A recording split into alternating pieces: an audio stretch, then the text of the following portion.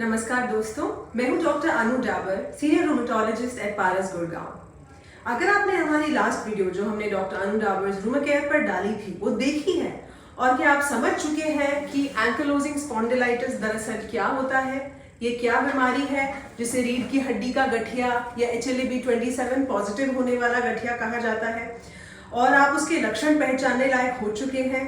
शायद आपने अब तक रूमेटोलॉजिस्ट को दिखा भी लिया हो।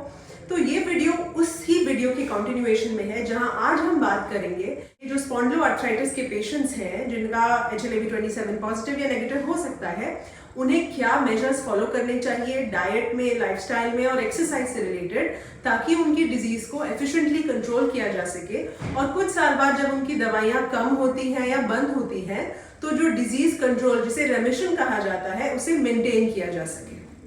तो हम इसे 3 सेक्शंस में डिस्कस करेंगे।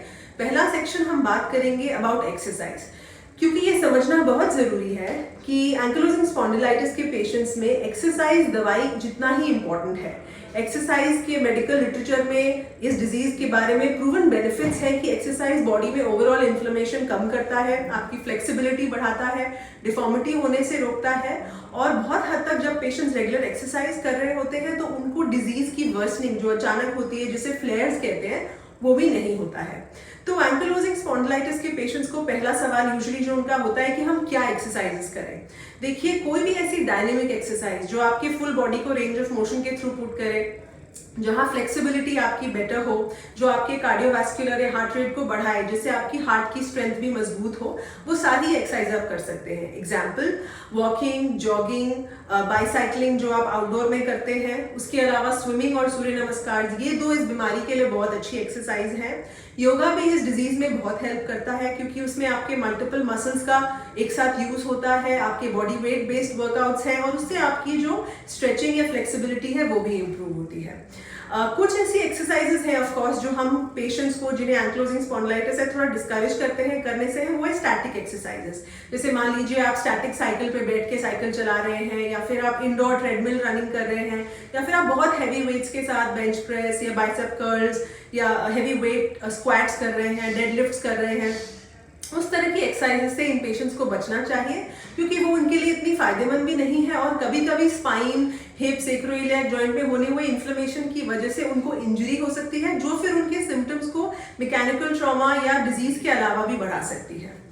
उसके अलावा पेशेंट्स का एक यूजुअल क्वेश्चन होता है कि डॉक्टर साहब, बीमारी के किस स्टेज में हमें कैसी एक्सरसाइज करनी चाहिए। देखिए, ये डिजीज अगर आपकी सीवियर है, अब तक आपने रूमेटोलॉजिस्ट को नहीं दिखाया है, इसका ट्रीटमेंट नहीं चल रहा है, तो जरूरी है कि आपको पहले ट्रीटमेंट शुरू किया जाए जिससे आपका पेन, स्टिफनेस कंट्रोल हो।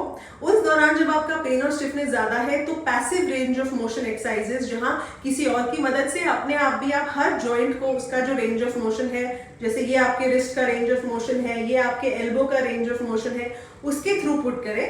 2, 3, 4 रेपिटेशन से उसके बढ़ाकर 8 या 10 रेपिटेशन तक भी ले जा सकते हैं। आई एम श्योर अगर रूमेटोलॉजिस्ट आपका ट्रीटमेंट कर रहे हैं और एक बार आपकी डिजीज रेमिशन में आ जाती है तो आप इस तरह की हाई इंपैक्ट एरोबिक एक्टिविटी सारी कर सकते हैं। स्पोर्ट्स खेल सकते हैं, टेनिस, टेबल टेनिस, बैडमिंटन, इस तरह के सारे गेम्स आप खेल सकते हैं।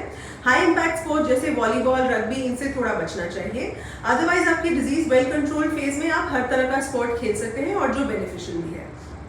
एक और क्वेश्चन पेशेंट का होता है कि डॉक्टर साहब, डेली हम एक्सरसाइज तो चलिए मान लीजिए आपने मॉर्निंग और इवनिंग में की, पूरे दिन में हम ऐसा क्या करें जिससे ये जो ज़्यादा बैठे रहने पर या फिर ट्रैवल करने पर, जब हम स्टैटिक है उस टाइम जो स्टिफनेस बढ़ती है, बहुत से पेशेंट्स की ये कंप्लेन होती है, तो उसके लिए क्या करें।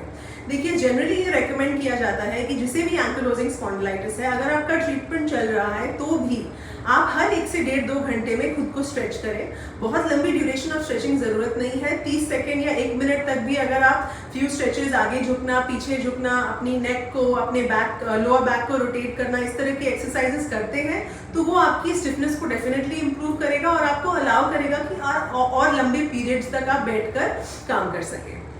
उसके अलावा अपने पेट के बल लेटना, जिसे लाइन प्रोन कहते हैं, 20 से 30 मिनट रोज ये करने पर देखा गया है कि स्पाइन की डिफॉर्मिटी भी कम होती है और ये भी पेशेंट्स के सिम्टम्स में इंप्रूवमेंट लाती है। एक्सरसाइज के बाद हम बात करेंगे कि इन पेशेंट्स को लाइफस्टाइल मेजर्स या अपनी जीवन शैली में क्या बदलाव लाने चाहिए। देखिए, स्मोकिंग इस बीमारी का सबसे बड़ा दुश्मन है। तो या तो अगर आपने स्मोकिंग कभी की है, वो कारण हो सकता है आपको ये बीमारी क्यों हुई, या अगर आप अब भी स्मोकिंग कर रहे हैं जब आपको ये सिम्टम्स हैं या शायद आपका डायग्नोसिस बन चुका है, तो इमीडिएटली स्टॉप स्मोकिंग, क्योंकि स्मोकिंग डिजीज की सिवियरिटी को बढ़ाती है और जो मेडिसिन आपको दी जाएंगी, चाहे वो टैबलेट्स हो, चाहे वो बायोलॉजिकल इंजेक्शन हो, उसकी एफिशिएंसी या उसके फायदे को कम करती है। तो smoking has to be stopped अगर आपको ये डिजीज है। उसके अलावा एक और इम्पॉर्टेंट लाइफस्टाइल मेजर जो मैं रेकमेंड करूंगी, इस डिजीज में स्ट्रेस का डेफिनेटिव रोल है सिम्टम्स के बढ़ने से। तो अगर आप एक ओवरऑल एंग्शियस पर्सन है जिन्हें जल्दी से स्ट्रेस हो जाता है या आपकी लाइफ में मल्टीपल स्ट्रेसर्स हैं, तो take help of meditation, deep breathing, ताकि आप इस स्ट्रेस से दूर हो सके। एक और चीज देखी गई है, स्पॉन्डिलोआर्थराइटिस या एंकिलोजिंग स्पॉन्डिलाइटिस के मरीजों में डिप्रेशन, एंजाइटी, मूड डिसऑर्डर्स काफी कॉमन है।